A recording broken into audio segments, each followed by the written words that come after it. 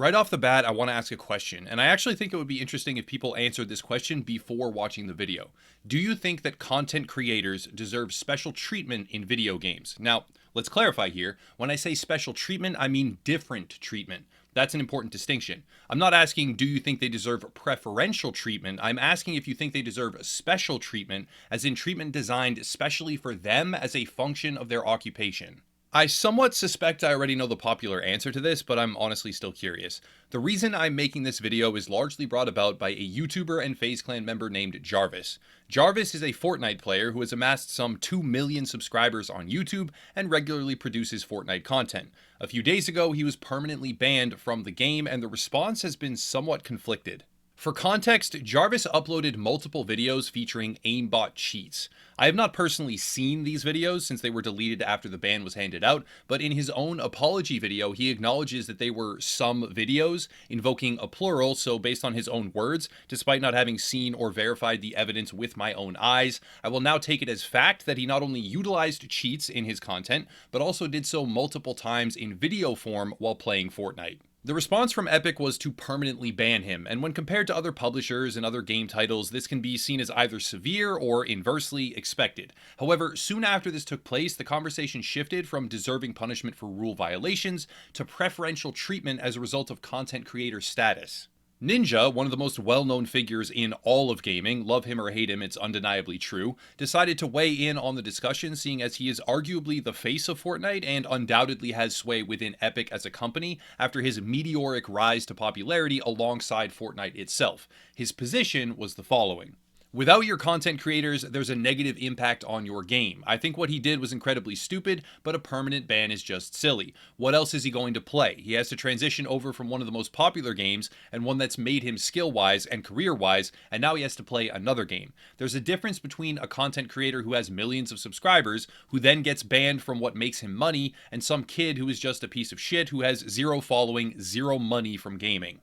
This is where the discussion makes a very sharp turn. We are no longer talking about rule violations and reasonable punishment as a function of those exact violations. We are now talking about one of the biggest figures in all of gaming pointedly claiming that there is a difference between content creators and average players. That difference being centered around follower count and money, which should correlate to preferential treatment and shorter bans. This is why I chose to ask that initial question, because Jarvis's ban is not just a standard sanction being applied by Epic, it is now a focal point in gaming with very real subtext based on what Epic decide to do. In fact, to go even further, it's not the first time that they have handed out suspect punishment. Not too long ago, in advance of the World Cup, 2 players were caught cheating, banned for 2 weeks, and then allowed to return to competitive play, after which many professional players voiced disapproval. The widespread narrative during those events called for harsher punishment, but for Jarvis, there is a baffling amount of support for his predicament that to me is absolutely despicable.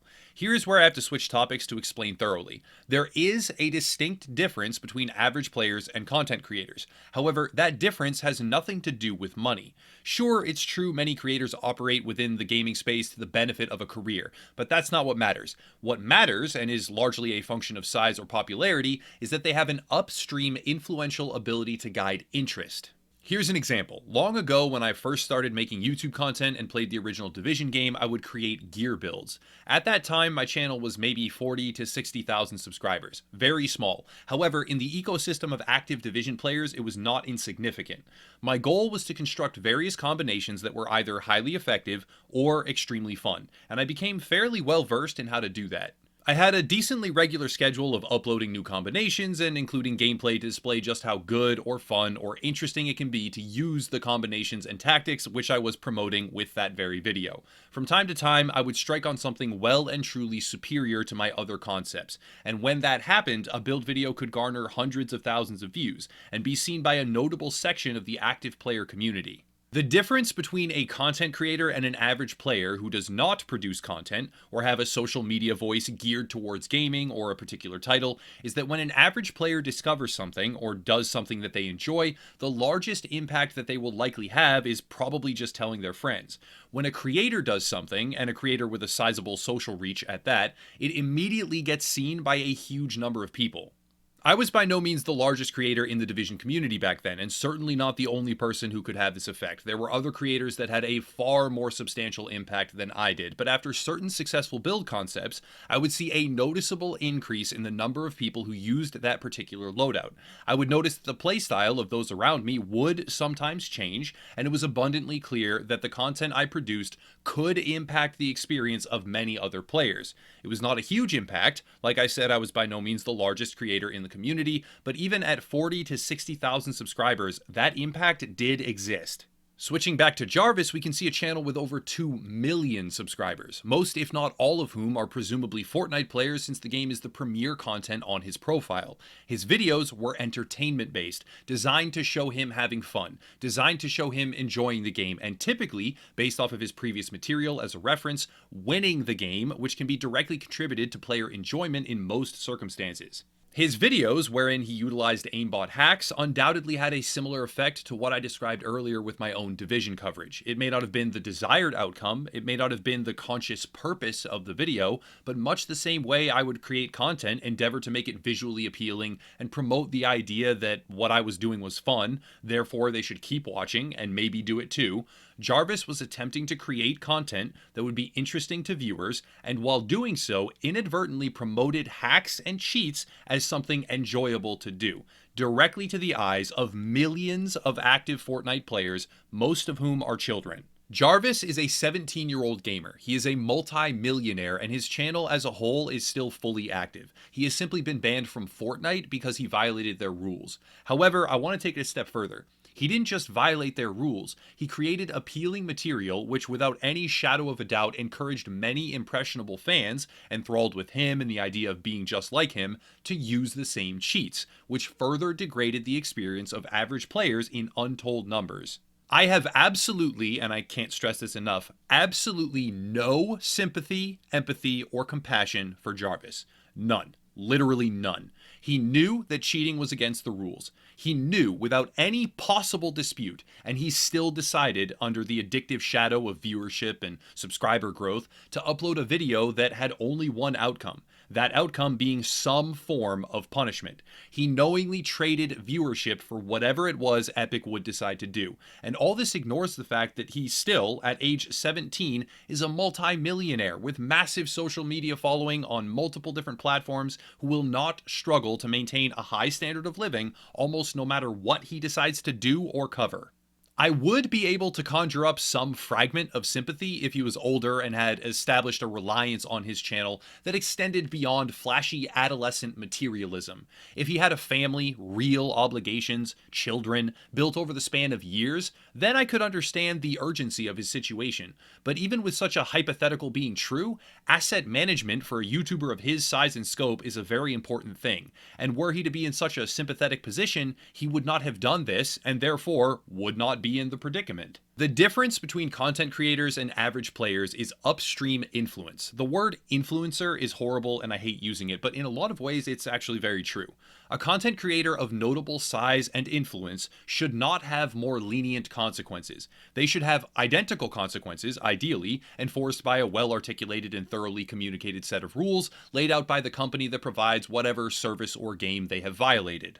If, and this is a big if there needs to be uneven enforcement of policy, which there should not be, because as soon as uneven subjective enforcement of policy becomes normal, everything deteriorates into a never-ending spiral of contradictions, hypocrisies, and double standards. But if it is somehow imperative that content creators be treated differently, they should be given more severe punishment.